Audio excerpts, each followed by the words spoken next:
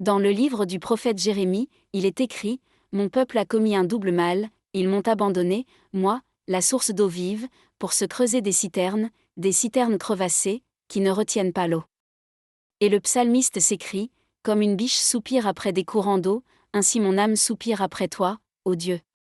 Mon âme a soif de Dieu, du Dieu vivant. » Le jour où Dieu devient la seule chose que vous possédez, c'est le jour où vous commencez enfin à respirer. Vous réalisez alors, avec une clarté fulgurante, que l'air dont vous dépendiez jusqu'à présent, votre carrière, vos relations, votre propre estime n'a jamais été destiné à vous faire véritablement vivre. Vous vous nourrissiez de l'approbation des autres, du succès professionnel, du confort matériel, mais rien de tout cela ne parvenait à atteindre les profondeurs de votre âme. Puis, un tournant se produit dans votre existence. Cet oxygène illusoire s'épuise. Et dans ce moment de quiétude absolue, la grâce déferle comme une marée irrésistible. Pour la toute première fois de votre vie, vous inspirez réellement, et ce souffle, c'est lui. C'est à cet instant précis que vous commencez à saisir la véritable nature de la foi. Ce n'est pas retenir sa respiration en attendant que les choses s'améliorent, mais c'est parce qu'il est votre respiration même que vous pouvez survivre. Mais pourquoi Dieu laisse-t-il cet air s'épuiser en premier lieu ? Pourquoi attend-il que vous n'ayez plus rien pour vous combler de tout ce qu'il est ? Aujourd'hui, explorons ensemble ce qui se passe lorsque Dieu devient votre unique possession, et pourquoi ce moment précis transforme radicalement votre perspective sur la vie, la foi et la paix intérieure. Mes chers frères et sœurs bien-aimés de Dieu, lorsque le Créateur devient le point focal de votre existence, tout le reste s'illumine d'une clarté nouvelle. Cette lucidité n'émerge pas d'un environnement parfait, elle naît lorsque votre cœur choisit enfin un centre de gravité unique et absolu. Au moment où Dieu occupe cette place centrale, vos énergies autrefois dispersées commencent à converger. Les décisions qui vous épuisaient, criant pour attirer votre attention, perdent soudain leur emprise. Les interminables délibérations, pesant le pour et le contre, qui vous paralysaient, s'apaisent enfin. Car une seule vérité gouverne désormais toutes les autres, cette action, cette pensée, cette parole, me rapproche-t-elle de lui ou m'en éloigne-t-elle ? Lorsque cette interrogation devient l'étoile polaire de votre vie, la confusion perd son trône. Réfléchissez un instant à tout le temps que nous passons en mode réactif. Nous réagissons aux attentes des autres, aux pressions culturelles, aux regrets du passé et aux angoisses de l'avenir. Sans même nous en rendre compte, nous laissons des centaines de voix minuscules dicter l'agenda de nos journées. Mais l'âme humaine n'a jamais été conçue pour orbiter autour de 100 soleils différents, elle a été créée pour graviter autour de l'unique soleil de justice. Quand Dieu devient la force gravitationnelle de votre vie, les planètes secondaires retrouvent leur juste place. Le travail demeure important, mais il cesse d'être votre identité.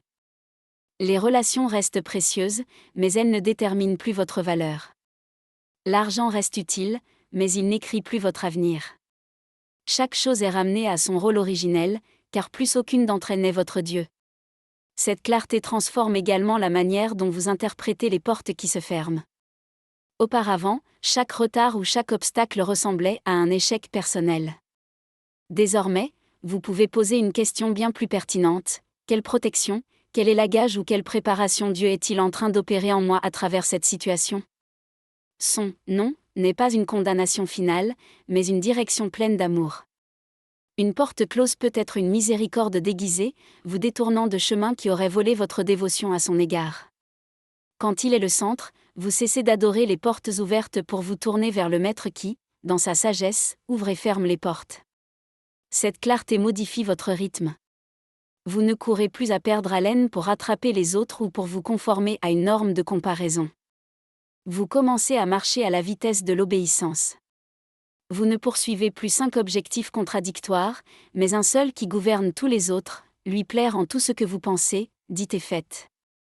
Cette focalisation n'appauvrit pas votre vie, au contraire, elle l'élève. Tel un fleuve qui cesse de déborder dans toutes les directions, votre force se rassemble en un courant puissant, capable de réellement faire bouger les choses. Cette clarté redéfinit le succès. Le succès ne se mesure plus aux trophées visibles par les hommes, mais à ce que Dieu seul peut voir dans le cœur, la paix qui remplace la panique, l'intégrité qui supplante l'image, la fidélité qui éclipse les éclats passagers de l'ambition. Vous commencez à célébrer des victoires cachées que vous ignoriez autrefois. Le moment où vous avez choisi l'honnêteté alors que le mensonge aurait été profitable. Le moment où vous avez choisi le pardon alors que la rancune semblait plus facile. Le moment où vous avez choisi la prière alors que l'anxiété réclamait le contrôle. Ce ne sont pas de petites choses, ce sont les marques d'une vie alignée avec Dieu. Et cette clarté libère votre voix. Quand vous vivez devant le regard de ce seul et unique Dieu, vous n'avez plus besoin de vous justifier auprès de tout le monde. Vous pouvez être bienveillant sans jouer la comédie. Vous pouvez être confiant sans la moindre arrogance. Vous pouvez être humble sans pour autant disparaître. Le désir d'impressionner les autres se dissout pour laisser place à un désir de les bénir. Quand le ciel connaît déjà votre nom, vous n'avez plus besoin que toute la pièce vous remarque. Si votre monde vous semble surchargé et votre esprit bruyant, la solution n'est pas d'ajouter plus de stratégie. La solution est de choisir un centre assez puissant pour supporter le poids de votre vie. Laissez Dieu occuper cette place, et observez le brouillard commencer à se dissiper. Non pas parce que chaque énigme est résolue, mais parce que le tableau de votre vie retrouve enfin un sens. Quand il est au centre, vous voyez enfin où chaque chose a sa place, y compris vous-même. Chers frères et sœurs, lorsque Dieu devient votre source, la vie commence à s'apaiser. Cette anxiété constante, cette question lancinante de savoir d'où viendra l'aide, commence à se dissoudre. Vous cessez de considérer les gens comme vos pourvoyeurs ou votre travail comme votre sécurité. Ils ne sont que des canaux, des conduits. La source, c'est lui. Et cela change absolument tout, car lorsque la source est intarissable, vous cessez de vivre dans la peur de la pénurie. Dès notre plus jeune âge, nous sommes conditionnés à dépendre de systèmes visibles. Nous comptons sur nos revenus, notre éducation, notre réseau de contacts, comme s'il s'agissait de puits qui ne tariraient jamais. Mais quand la vie nous prouve le contraire, quand ces puits s'assèchent, la panique s'installe. Cette panique n'est pas une punition, c'est une révélation. Elle nous montre ce en quoi nous placions réellement notre confiance. Et si ce en quoi nous avons confiance peut nous être retiré, alors ce n'était pas une véritable source depuis le début. Quand vous vivez à partir de la source, vous cessez de vous battre pour obtenir des résultats.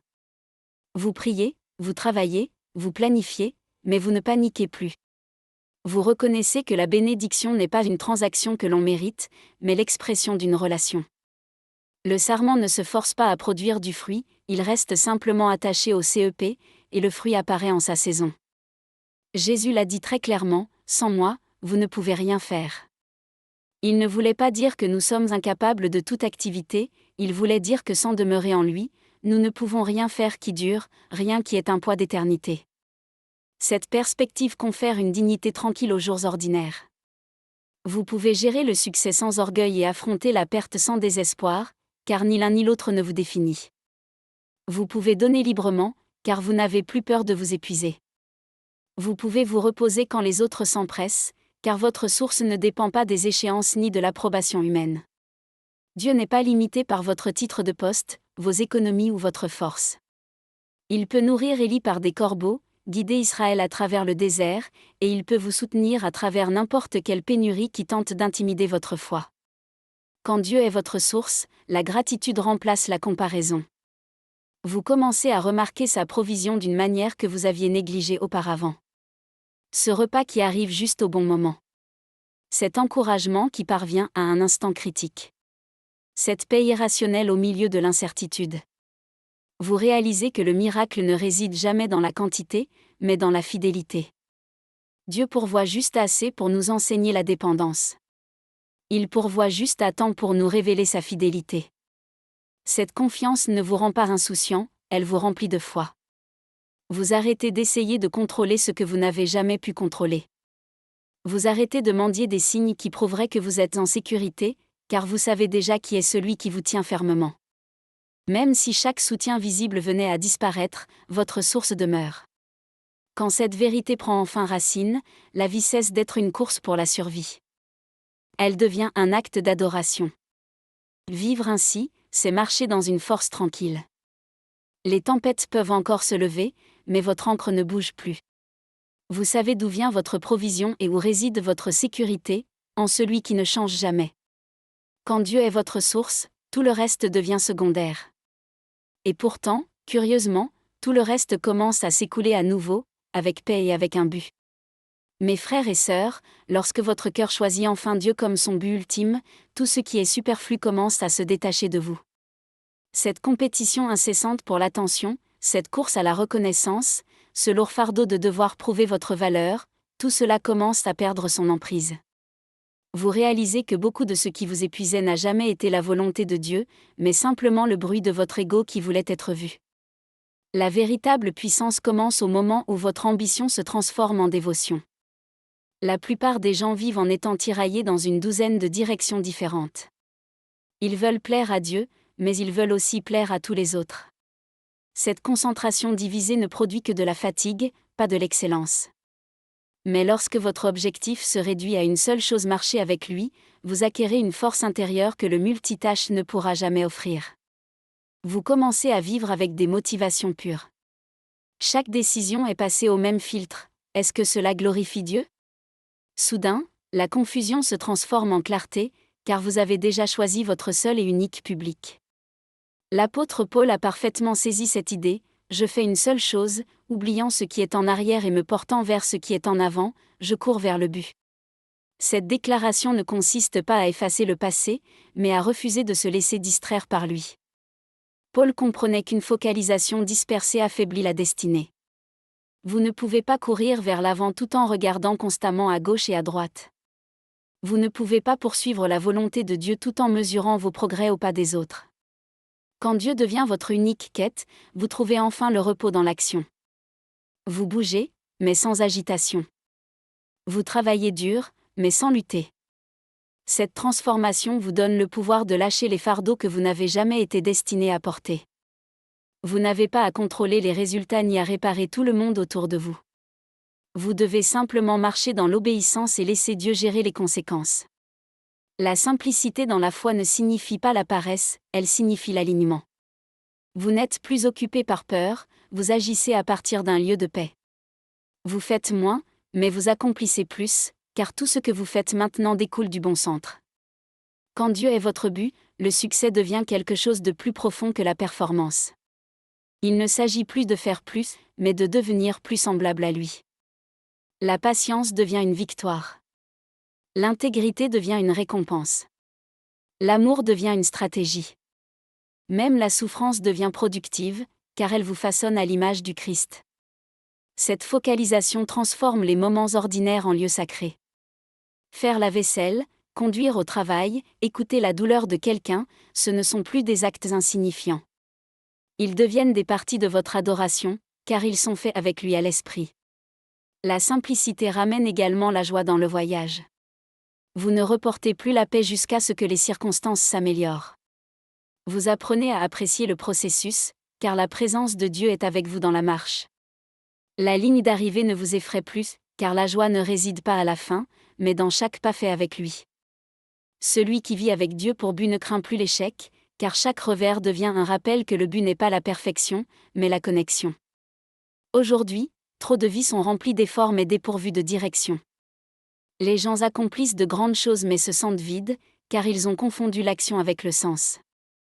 Mais une fois que vous laissez Dieu devenir votre but, le sens vous trouve. Le bruit s'estompe, le chemin se rétrécit, mais votre cœur s'élargit. Et dans cette simplicité divine, vous découvrez que plus vous le cherchez, plus sa puissance s'écoule silencieusement à travers tout ce que vous faites. La vie devient plus légère, non pas parce qu'elle est plus facile, mais parce qu'elle est enfin alignée avec l'éternité. Quand vous commencez à voir Dieu non seulement comme votre sauveur, mais aussi comme votre maître et votre enseignant, tout ce qui semblait autrefois aléatoire commence à prendre un sens. Les saisons difficiles que vous cherchiez à fuir révèlent leur objectif. L'attente, la déception, le silence, tout cela devient une partie du curriculum conçu par celui qui sait exactement quel genre de cœur il est en train de forger en vous. Dans sa salle de classe, rien n'est gaspillé, pas même la douleur. La plupart des croyants prient pour obtenir de la force, mais peu sont prêts à accepter l'entraînement nécessaire pour la construire. Dieu enseigne rarement par le confort, il enseigne par le contraste. Il vous confronte à votre faiblesse pour que vous appreniez la dépendance. Il vous fait traverser la confusion pour que vous reconnaissiez sa paix. Il permet le rejet pour vous montrer que son acceptation est suffisante. Ce n'est pas de la cruauté, c'est de la sculpture de cœur. Chaque défi devient un outil entre les mains d'un artisan de génie qui refuse de vous laisser stagner dans la superficialité. Pensez à Joseph, trahi par ses frères, oublié dans une prison, incompris à chaque tournant. Pour les autres, son histoire semblait tragique. Mais aux yeux de Dieu, c'était une préparation. Chaque trahison l'a formé à diriger avec compassion. Chaque déception a cultivé l'endurance nécessaire pour porter l'influence sans arrogance. Lorsque la promotion est finalement arrivée, Joseph n'a pas eu à apprendre l'humilité, elle était déjà intégrée dans son esprit. La souffrance qui semblait dénuée de sens était devenue une sagesse déguisée. Quand Dieu est votre enseignant, vous cessez de voir l'épreuve comme une punition et commencez à la voir comme un élagage. Vous réalisez que l'élagage ne détruit pas une branche, il la dirige. Il enlève ce qui vous aurait empêché de porter du fruit. Vous apprenez à ne plus demander « Pourquoi moi ?», mais plutôt « Seigneur, que construis-tu en moi à travers cela ?» Cette seule question transforme la souffrance en croissance. Elle transforme le retard en une saison de préparation, et non en une preuve que vous êtes oublié. Et lorsque la leçon devient difficile, la grâce devient le manuel. Le Saint-Esprit est ce tuteur patient qui s'assoit à vos côtés, non pas pour vous noter sur vos échecs, mais pour vous guider vers la maturité. Il vous corrige non pas pour vous humilier, mais pour vous aligner. Les moments que vous preniez pour le silence de Dieu étaient souvent ces murmures vous disant « Continue, je suis toujours là ». Sa discipline n'est pas un rejet, mais la preuve d'une relation. Seul un maître qui est investi dans votre avenir prend le temps de former votre caractère. Vous commencez à comprendre que la sagesse ne s'acquiert pas en évitant les tempêtes, mais en apprenant à tenir bon au milieu d'elles. Chaque test de foi devient une occasion de faire l'expérience de sa puissance de première main. Chaque prière non exaucée devient une leçon sur la confiance. Et lorsque vous passez enfin d'une saison à l'autre, vous réalisez que la vraie leçon ne concernait jamais les circonstances, mais ce que votre cœur a appris en discernant sa voix. Quand Dieu devient votre enseignant, la vie cesse de ressembler à un chaos et commence à ressembler à une danse orchestrée, où même les faux pas servent un rythme plus grand. La même douleur qui menaçait de vous briser devient ce qui vous façonne. Et un jour, vous regarderez en arrière et vous verrez que chaque épreuve avait un but, vous rendre plus sage, plus doux, plus fort. Et surtout, plus semblable à lui. Il existe un silence que seul Dieu peut remplir. Il se manifeste lorsque les personnes sur lesquelles vous comptiez s'éloignent, lorsque le tumulte de la vie se calme, et lorsqu'aucune distraction ne semble plus fonctionner. Au début, cela ressemble à de l'abandon. Mais si vous demeurez assez longtemps dans ce silence, quelque chose de divin commence à se déployer. Vous commencez à percevoir une présence que vous étiez trop occupé pour remarquer auparavant, la compagnie tranquille de Dieu lui-même. La solitude est l'un de ses dons les plus mal compris. Ce n'est pas une punition, c'est une préparation. Dieu utilise la solitude pour vous sevrer des fausses dépendances. Il retire les béquilles pour que vous appreniez que sa présence est suffisante. Dans le désert, il vous apprend à cesser de chercher l'approbation extérieure pour commencer à recevoir l'affirmation céleste. Le vide qui vous faisait peur devient l'espace où sa voix devient claire. Quand tous les autres se retirent, lui s'approche. C'est ce que Moïse a expérimenté. Pendant 40 ans, il a été caché dans le désert, loin des applaudissements et de la foule. C'est dans cet anonymat que Dieu lui a parlé depuis le buisson ardent.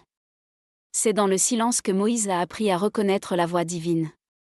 La leçon était simple, avant que Dieu ne confie à quelqu'un la direction publique, il le forme à marcher avec lui en privé. La solitude affine le cœur jusqu'à ce que vous n'ayez plus besoin d'être vu pour savoir que vous êtes déjà connu de lui. Quand Dieu marche avec vous, la conversation avec lui devient plus réelle que les conversations qui vous entourent. Vous vous surprenez à lui confier des choses que vous portiez seul. La prière, qui ressemblait à un rituel, devient une relation. Vous cessez de performer pour le ciel et commencez à vous confier au ciel. Vous ne traversez plus à la hâte vos moments de silence, vous les désirez ardemment. Car quelque part dans cette quiétude, vous rencontrez celui qui ne part jamais. Cette compagnie n'efface pas la douleur du désir de connexion humaine, mais elle la transforme. Vous commencez à aimer les gens à partir d'un lieu de plénitude, et non de besoin. Vous pouvez encourager sans attendre de retour. Vous pouvez pardonner sans exiger de conclusion.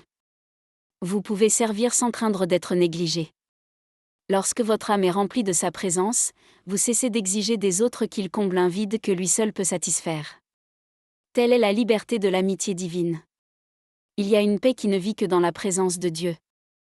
Une paix qui ne dépend ni du bruit, ni de l'approbation, ni de la compagnie. Vous découvrez que même dans une pièce vide, vous n'êtes jamais vraiment seul. Le même Dieu qui marchait avec Adam dans la fraîcheur du jardin marche avec vous aujourd'hui à travers le chaos du monde. Le même Dieu qui s'est assis à côté d'Élie sous le genêt s'assoit à côté de vous lorsque vous vous sentez invisible. Son silence n'est pas une absence, mais une invitation à percevoir. Quand Dieu marche avec vous, la solitude devient une salle de classe de l'amour. Vous commencez à voir ses empreintes dans chaque instant, un verset qui vous réconforte au bon moment, un souvenir qui vous donne de la force, une certitude tranquille que vous êtes exactement là où vous devez être. Ce qui ressemblait à de l'isolement se transforme en intimité. Et lorsque sa compagnie devient suffisante, vous réalisez que vous n'attendiez pas que les gens vous comprennent, vous attendiez de le reconnaître dans le silence.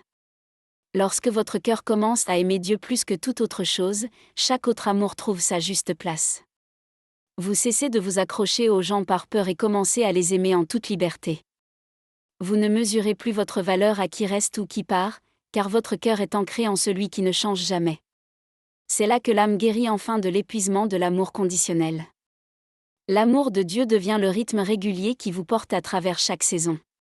L'amour humain, même dans ses meilleurs moments, peut être fragile. Il attend, il craint, il peut blesser sans le vouloir. Mais l'amour divin vous apprend à aimer sans vous perdre. Il vous enseigne à donner sans rien exiger en retour, à pardonner sans attendre des excuses, à rester bienveillant même lorsque vous êtes incompris. Quand vous goûtez à l'amour de Dieu, vous comprenez que l'amour n'a jamais été un contrat de confort, mais une alliance de caractère. Il ne s'agit pas de ce que vous recevez, mais de qui vous devenez. Cet amour change votre regard sur les autres. Vous commencez à reconnaître l'image de Dieu même chez ceux qui vous ont blessé. Vous commencez à prier pour les personnes que vous aviez autrefois maudites. Vous cessez de les étiqueter par leurs pires moments, car vous vous souvenez avec quelle patience Dieu a traité vos propres fautes. C'est ce que fait l'amour divin, il adoucit les endroits durs de votre cœur jusqu'à ce que la miséricorde devienne votre instinct, et non votre lutte. Vous découvrez que plus vous marchez près de Dieu, plus il devient difficile de haïr qui que ce soit. Aimer Dieu en premier lieu ne signifie pas ignorer l'amour humain, cela le purifie. Cela enlève le désespoir et le remplace par la dévotion. Vous n'aimez plus les gens pour combler votre vide, vous les aimez pour refléter sa plénitude. Quand vous cessez d'exiger des autres qu'ils soient votre tout, vous devenez moins exigeant, plus patient et plus paisible. Les relations deviennent plus légères, plus saines, plus joyeuses. La pression disparaît, car le trône de votre cœur a déjà un roi. L'amour de Dieu vous protège également des faux amours qui semblent brillants mais brûlent froidement. Vous commencez à discerner ce qui est réel de ce qui est temporaire. Vous reconnaissez que la luxure peut imiter l'affection, que le contrôle peut se déguiser en approbation, et que la flatterie peut simuler l'attention. Mais l'amour de Dieu expose les contrefaçons, non pas pour vous humilier, mais pour vous sauver. Il vous rappelle que l'amour véritable mène à la paix, pas à la panique. Il construit, il ne consume pas. Il élève, il ne contrôle pas. Une fois que vous connaissez ce genre d'amour, vous cessez de vous contenter de moins. C'est cet amour qui rend l'obéissance possible. Vous ne suivez plus Dieu par peur du châtiment ou par désir de récompense. Vous le suivez parce que vous l'aimez. Et cet amour change tout.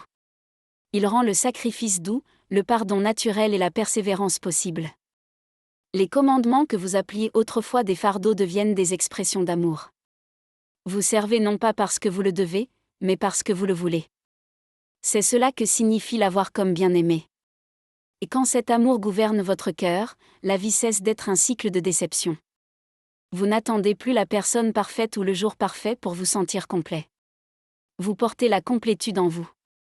Chaque lever de soleil devient un rappel qu'avant que vous ne performiez, avant que vous ne réussissiez, avant même que vous n'invoquiez son nom, vous étiez déjà aimé.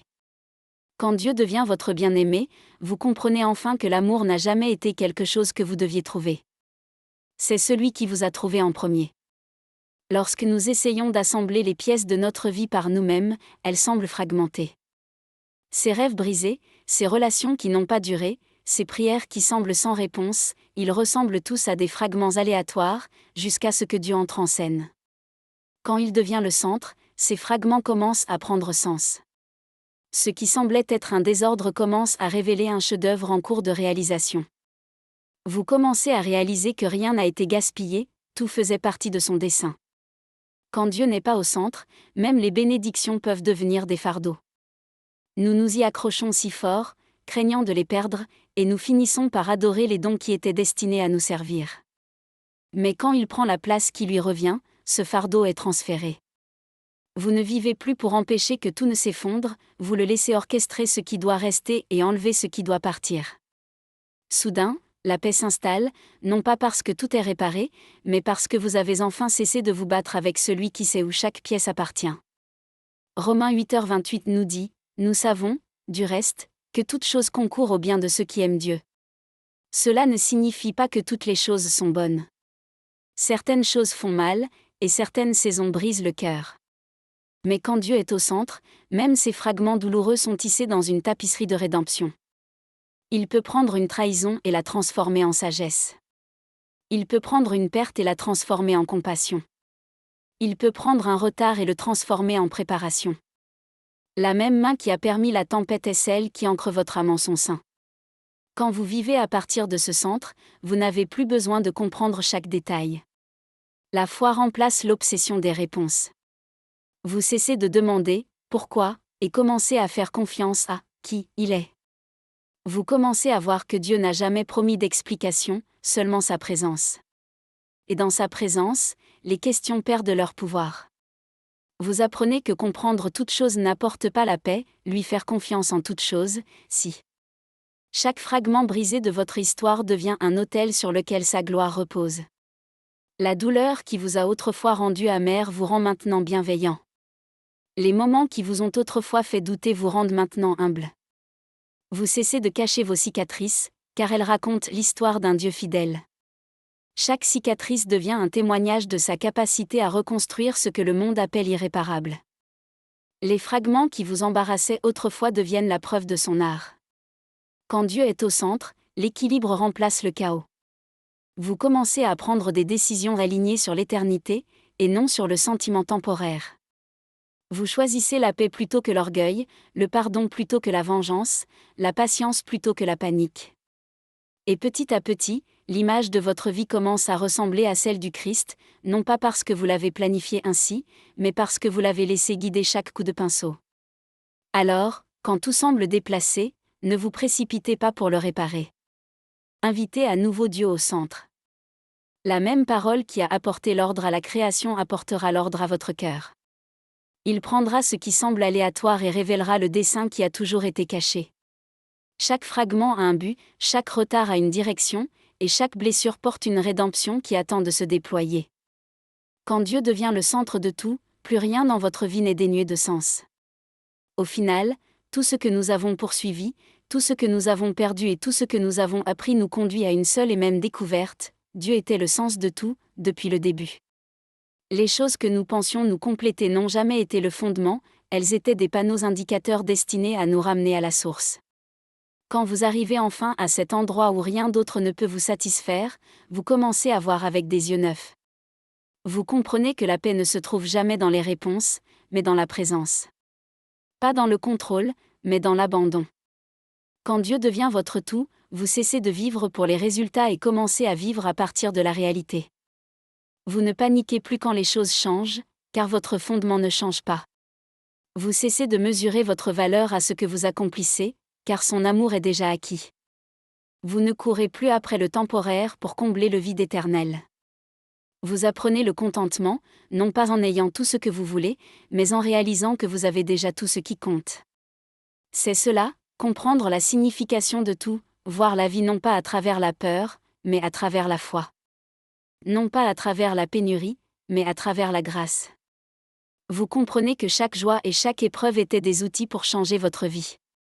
Vous voyez que le but de Dieu n'a jamais été simplement de rendre votre vie confortable, mais de rendre votre cœur capable de l'aimer pleinement. Il n'a pas enlevé les tempêtes, il est devenu votre refuge. Il n'a pas effacé la douleur, il lui a donné un but. Alors, Quand vous arrivez à ce moment où il ne reste que Dieu, ne l'appelez pas une perte. Appelez-le une découverte. Vous avez trouvé ce que chaque cœur cherche, même s'il ne le sait pas encore. Le monde appelle cela la reddition, mais le ciel appelle cela la liberté. Car lorsque vous lâchez enfin tout le reste, vous ne vous retrouvez pas avec rien. Vous vous retrouvez avec celui qui est tout. Et à partir de ce moment, la vie prend son sens. Non pas parce que vous comprenez chaque mystère, mais parce que vous marchez avec celui qui les connaît tous. Quand Dieu devient votre tout, vous n'avez plus besoin d'une carte, vous avez trouvé le guide. Vous ne chassez plus la lumière, vous marchez avec la lumière. Vous ne cherchez plus un sens, vous vivez dans le sens. Et c'est là que le cœur trouve le repos, que l'âme respire, et que tout ce que vous aviez un jour questionné devient clair entre ses mains.